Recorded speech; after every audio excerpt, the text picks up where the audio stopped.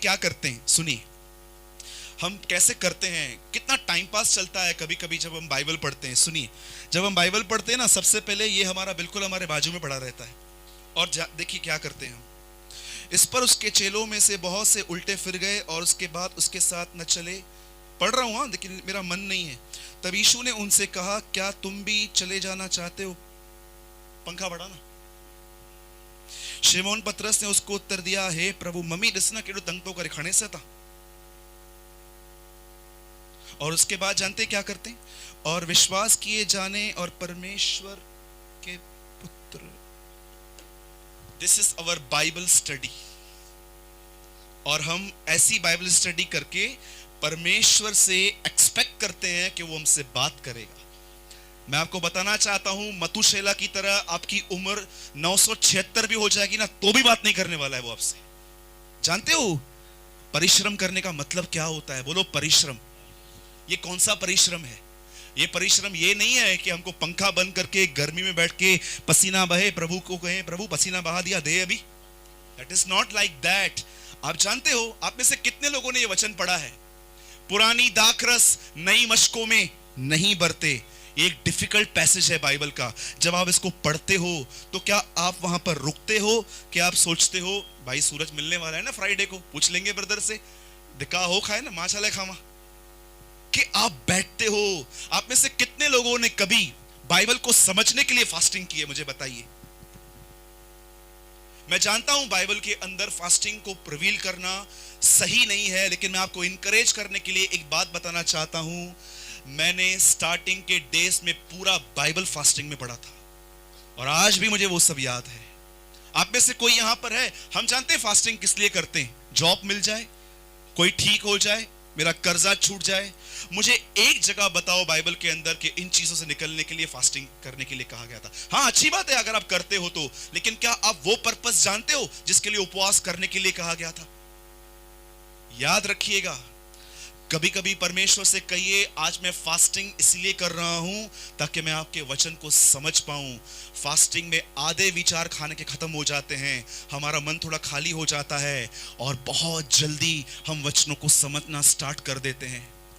और जब भी आप देखो कि आपको बाइबल पढ़ते समय नींद आ रही है, आपको बाइबल पढ़ने के लिए स्ट्रगल करना पड़ रहा है, आपको यॉर्निंग आ रही है, आपको नींद आ रही है, मैं आपको बोलता हूं, गो इन फास्टिंग। तुम्हारा बदन चीज खा खा के इतना हावी हो चुका है तुम्हारे ऊपर कि अब वो तुम्हारी सुनता ही नहीं है। मैं जब देखता हूं मेरी बॉडी मेरे ऊपर कंट्रोल कर रही है कि मैं, एक डिश का नाम मैंने सुना और मुझे चाहिए चाहिए चाहिए चाहिए, मैं समझ जाता हूं भैया खतरे की घंटी बज रही है, चला जाओ उपवास में। क्योंकि याद करना, आप जिसको खिलाओगे वही मजबूत बनने वाला है। आत्मा को खिलाओगे, आत्मा मजबूत बनेगी, शरीर को खिलाओगे, शरीर मजबूत बनेगा। यीशु कहता है, नाशवान भोजन के लिए कभी परिश्रम न करो, परंतु उस भोजन के लिए परिश्रम करो जो परमेश्वर तुम्हें देगा। वो भोजन जानते हैं क्या है? क्या है वो भोजन? बताइए, कोई बता सकता है वो भोजन क्या है? जय मसीह की। आइए भाई के लिए ताली बजाइए सब आज। When you read this book, God speak to you, that is your food. मनुष्य रोटी से नहीं, परमेश्वर के मुख से, बोलो मुख से। जब आप ये बाइबल पढ़ना आराम से स्टार्ट करोगे फास्टिंग में, परमेश्वर आपसे बात करेगा इनरली, और आप जिएंगे। अब इसका उल्टा करो, अगर वो बात नहीं करता है तो यू विल डेड, आप मर जाएंगे। मरने का मतलब समझते हैं? आपको बताऊं मरा हुआ आदमी कैसे रहता है प्रभु में? थोड़ा बताऊं। उसकी दृष्टि प्रभु से ज्यादा संसार पर रहती है। This is called a dead Christian.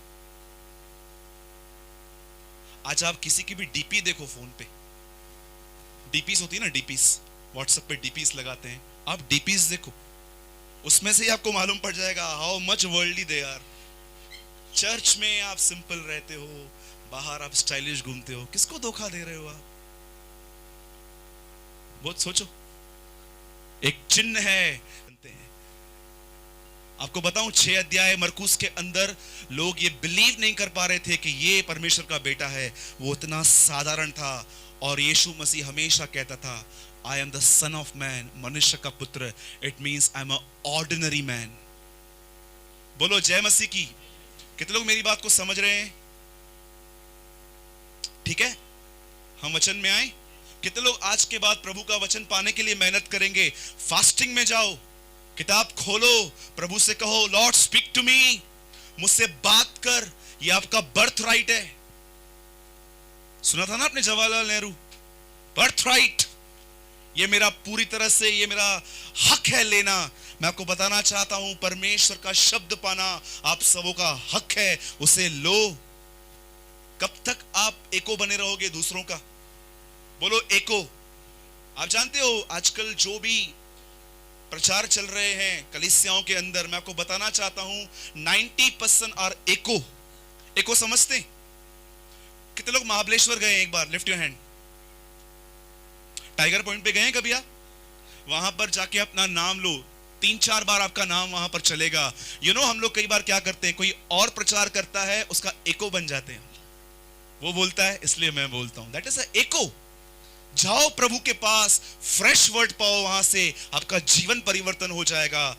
हम लोग कई बार क्या करते हैं, मैं आपको बताऊं कौन सी चीज आपका बहुत बड़ा दुश्मन है। बोलो अपने बाजू वाले से, मेरा दुश्मन। सब नहीं बोल रहे हैं। हाँ, नहीं, बाजू वाला नहीं है आपका दुश्मन। ऐसे बोलता है ये मेरा दुश्मन। सुनिए, बोलिए मेरा दुश्मन शैतान बात में है। मेरा पहला दुश्मन है मेरी सुस्ती। राइट।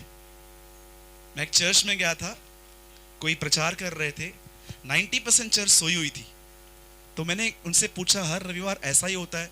बोला ये 6 दिन काम करते हैं, 7वां दिन खाली इधर ही आराम मिलता है इनको। सच कहता हूं। बोला यही तो जगह है जहां पर ये सोते हैं, आराम करते हैं, बाकी 6 दिन तो ये काम करते हैं। जानते हो कलीसिया क्यों सोई हुई है? क्योंकि लीडर सोया हुआ है। लीडर को सैलरी चाहिए। रिसेंटली हमारे चर्च में एक सिस्टर आई, उन्होंने कहा ब्रदर मैं दूसरे चर्च में भी जाती हूँ और मुझे दशमांश डालना है, तो मैं वहां डालूं कि आपके यहाँ डालूं? मैंने कहा वहां डाल दो। We don't want your money, we love your soul. मैंने बोला वहीं पर डाल दो, हमको कोई दशमांश नहीं चाहिए, हम आपके सोल से प्यार करते हैं, वचन सुनने के लिए यहाँ आया करो, हमको पैसा नहीं चाहिए। इसीलिए हम कभी ऑफरिंग बैग तक नहीं घुमाते हैं। यहाँ पर परमेश्वर की कलीसिया है, एक बॉक्स है, जिसको चाहिए डालिए, दशमांश डालिए, मत डालिए, मेरी तरफ से कोई रूल नहीं है। और मैं तो कहता हूं अगर आपके ऊपर कर्जा है तो 1 रुपया बैग में मत डालना, किसी और का पैसा किसी और को मत देना प्लीज। मैं खिलाफ नहीं हूं दशमांश के, आप डाल सकते हैं, प्रभु आपको आशीष देगा, जैसा आपका विश्वास है आप डाल सकते हैं, पर हमारी तरफ से आपको कोई भी फोर्स नहीं है, कोई भी फोर्स नहीं है। और याद रखना बाइबल कहती है बुरे कामों में क्या क्या आता है? मर्डर, जेलसी, व्यभिचार, हत्या, सब आता है। अब बोलो अच्छे काम। अच्छे कामों में क्या क्या आता है? धीरज, शांति, आनंद, प्रेम। राइट है। अब कितने लोगों ने मरे हुए काम पता है?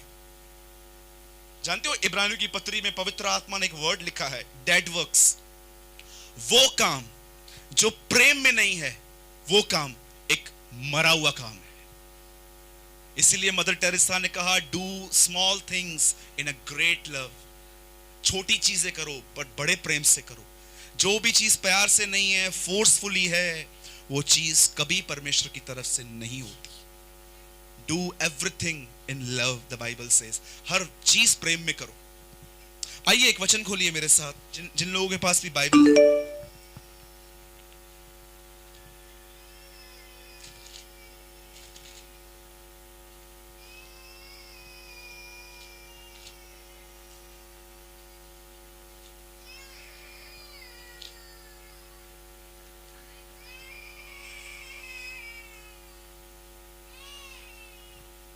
Thank you Jesus. आइए हम सब अपनी आंखें बंद करेंगे।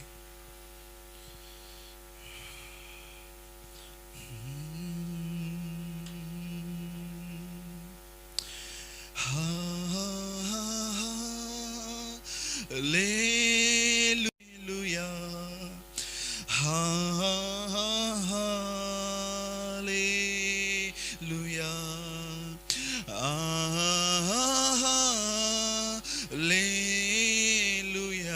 sing for the Lord. Hallelujah.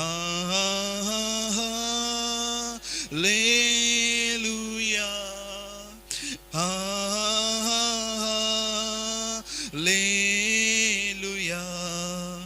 Hallelujah.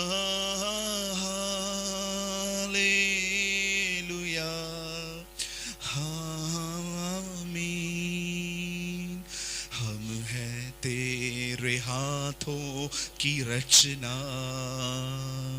हम पर रहे तेरी करुणा, तन मन धन हमारा तेरा है, इस शैतान को छूने न देना। आइए हम सब गाएंगे।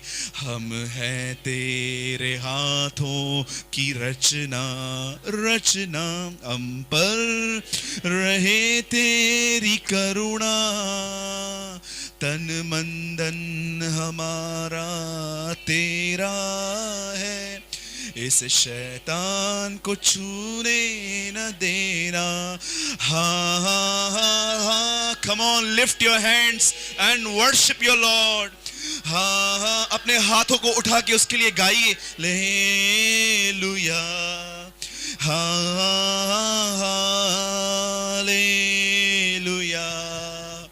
हालेलुया,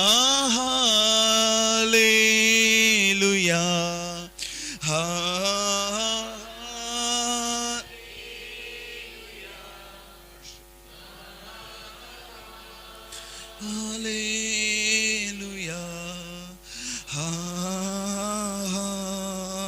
हालेलुया, आमीन, आमीन। पिता, हम दुआ करते हैं यीशु मसीह के नाम में। Speak to us today, change our inside to outside. हमें बदल, हम पर दया कर, हम पर अनुग्रह कर। आज अपने वचन का सही अर्थ हमें समझा। गड़बड़ियां तब होती है प्रभु जब हम वचनों को बुद्धि से प्रचार करते हैं, लेकिन जीवन बदल जाते हैं जब पवित्र आत्मा बोलता है। Holy spirit, we allow you to speak this church. अपनी इस जीवित कलीसिया को तू आज बात कर। मैं आपको सारी महिमा और आदर देता हूं प्रभु, यीशु मसीह के नाम में, आमीन, आमीन। लूका पहला अध्याय। मैं रिक्वेस्ट करता हूं, किसी भी चीज की वजह से अपने माइंड को डाइवर्ट मत कीजिएगा। बच्चे हैं, वो बचपना करेंगे, उनकी वजह से आप वर्ड मिस मत कीजिएगा। Okay, today is a very important word, बहुत ही एक इंपॉर्टेंट वर्ड है। पहला अध्याय,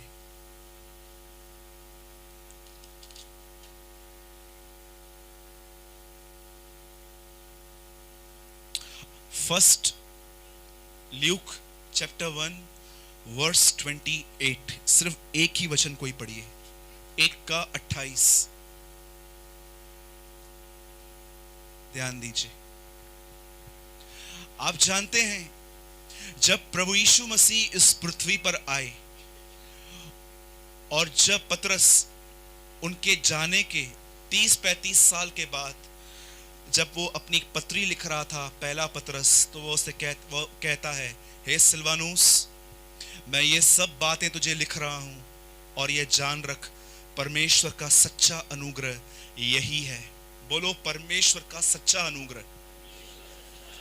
आप जानते हो बाइबल के अंदर बार बार किसी चीज को सच्चा क्यों बोला गया है? कितने लोगों ने यूहन्ना 1 अध्याय में पढ़ा है, वह ज्योति जो सच्ची ज्योति है, जो हर मनुष्य को प्रकाश देती है। क्यों बाइबल में यह कहा गया सच्ची ज्योति? क्यों बाइबल में यीशु ने कहा सच्ची दाखलता मैं हूं? आप जानते हो, आप आराम से पहला पतरस और दूसरा पतरस आप होमवर्क करो घर के अंदर। पतरस 2 चीजों के लिए बार बार लोगों को समझाता है, जीनियन फेथ एंड ट्रू ग्रेस। एक सच्चा अनुग्रह और एक जीनियन फेथ। आप जानते हो पतरस को यह वर्ड क्यों यूज किया गया कि सच्चा अनुग्रह? क्योंकि उन दिनों में कुछ ऐसे प्रचारक भी थे जो झूठा अनुग्रह प्रचार कर रहे थे। Do you know this thing? और मैं आपको बताना चाहता हूं, हो सकता है आपने विश्वास किया, बपतिस्मा लिया और आप प्रभु भोज की रोटी भी तोड़ते हैं, पर यह बिल्कुल पॉसिबल है कि आपके ऊपर एक झूठा अनुग्रह है, एक गलत फाउंडेशन है। अब मैं एक्सप्लेन करना चाहता हूं कि अनुग्रह क्या है। आप किसी बिजनेसमैन से मिलो जो प्रभु में पहले आया था और उसका धंधा बहुत कम था, और सडनली अब वो गवाहियां देते हैं कि प्रभु ने मुझे बहुत बरकत दी है, मुझे बहुत आशीष दी है। आशीष दी है आपको, पर प्लीज इसके साथ ये ऐड मत करो कि ये ग्रेस है। आई रिक्वेस्ट यू, जब आप कन्फेशन करते हो ना, बहुत आराम से करो। मैं आपको बताना चाहता हूं, ये आशीष है। आशीष और अनुग्रह में जमीन और आसमान का अंतर है। आपके पास बच्चा नहीं था, प्रभु में आने के बाद आपको बच्चा मिला, बहुत अच्छी बात है, यह प्रभु की आशीष है। लेकिन अनुग्रह आशीष से कई बढ़कर है, याद रखना इस बात को। और आप जानते हो पतरस किन्हें कहता है?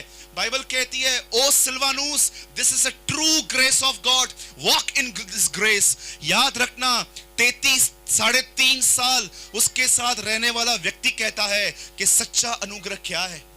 आप जानते हो शैतान ने झूठा अनुग्रह वो कैसे लेकर आया? आप में से कितने लोगों ने 1 रुपए के नकली नोट देखे? 5 रुपए के? कोई ध्यान देता है नोटों पे? हमेशा लोग बड़ी करेंसी को, 500 के नोट, 1000 के नोट, 2000 के नोट का एक झूठापन निकालते हैं। याद रखना, बाइबल के अंदर शैतान ने हर चीज को उसको डुप्लीकेट बनाने की कोशिश की, जो चीज बहुत जीनियन और बहुत अच्छी थी। और आज बहुत सारे लोगों को जो कहते हैं अनुग्रह, आप में से कितने लोग ये बात जानते हैं? पुराने नियम का आखिरी वचन है, मैं पृथ्वी पर सत्यानाश करने आ रहा हूं, मैं पृथ्वी पे श्राप देने आ रहा हूं। That is the last word of book of Malachi. और जानते हो नए नियम का आखिरी वचन प्रकाशित वाक्य क्या कहती है? परमेश्वर का अनुग्रह पवित्र लोगों के साथ रहे। इस ग्रेस पे बाइबल पूरा होता है। क्या है अनुग्रह? हम में से बहुत सारे लोग सब बोलते हैं मेरे ऊपर अनुग्रह है, और कई बार ये लोग जो बोलते हैं हम पर अनुग्रह है, इनके घर के अंदर इनका जीवन 3rd क्लास से भी बुरा है। ये आज भी अपने घर के अंदर लड़ाइयां करते हैं, झगड़े करते हैं, पैसों के पीछे भागते हैं और बहुत सारे वासना भरे ख्याल रखते हैं, और ये कहते हैं हमारे ऊपर परमेश्वर का अनुग्रह भी है। ये कैसे हो सकता है? क्या परमेश्वर का अनुग्रह ऐसा है? मैं आप सबसे एक सवाल पूछता हूं, पाप ज्यादा सामर्थ्य है कि परमेश्वर का अनुग्रह? हाँ? Who is a more strong, sin and the grace of God? तो क्या अनुग्रह जब आपके ऊपर आएगा तो क्या आपके अंदर पाप को नहीं तोड़ेगा? क्या वो आपके ऊपर पाप की प्रभुता को खत्म नहीं करेगा? सोचो, मुझे एक बात बताओ, जब आपके ऊपर ग्रेस आएगा, अनुग्रह आएगा, तो क्या वो आपके जीवन के ऊपर जो पाप की प्रभुता है वो नहीं तोड़ेगा? अगर ये ग्रेस है तो मुझे ग्रेस ही नहीं चाहिए। फिर तो मैं उस अनुग्रह को जानता हूं जो चेलों पर था, मैं उस अनुग्रह को नहीं जानता हूं जो आज के बिलीवर्स के पास है। आप जानते हो परमेश्वर का अनुग्रह एक इंसान को कैसे बनाता है? देखना है आपको? अभी दिखाऊं? यीशु मसीह का जीवन देखो। परमेश्वर का अनुग्रह इंसान को उसकी तरह बनाता है, और अगर वो अनुग्रह आपके ऊपर रहेगा तो सेम आपको भी वो वैसा ही बनाएगा। अब मैं स्टार्ट करता हूं विथ एग्जाम्पल, सुनिए। आप जानते हो पुराने नियम के अंदर यहोवा परमेश्वर ने बहुत बार प्रतिज्ञा की थी कि मैं मसीह को लेकर आऊंगा, मैं अपने पुत्र को भेजूंगा। बाइबल कहती है जब उसका बेटा इस पृथ्वी पर आया नहीं था, जब वो आने वाला था, तो परमेश्वर ने डिसाइड किया नासरत में रहने वाली एक स्त्री प्रेग्नेंट होगी, उसका नाम है मरियम। और बाइबल कहती है सगाई और शादी के बीच का जो पीरियड होता है उसमें एक स्वर्गदूत उसके पास आता है और उससे कहता है, हे मरियम भयभीत ना हो, क्योंकि वो स्वर्गदूत को देख के डर गई थी, अनसीन वर्ल्ड को देख के वो घबरा गई थी। और उसको वो कहता है, हे मरियम डर मत, जय और आनंद तेरी है और तुझ पर परमेश्वर का अनुग्रह हुआ है। और आप जानते हो उसके बाद क्या लिखा है? उसके बाद नीचे एक लाइन लिखी गई है, वो कहती है ये किस प्रकार का अभिवादन है। वो घबरा गई स्वर्गदूत को देख के, ये क्या मैसेज लेकर आया है तू? मैं प्रेग्नेंट हूं और तू कहता है मैं बेटा, मुझे बेटा होने वाला है।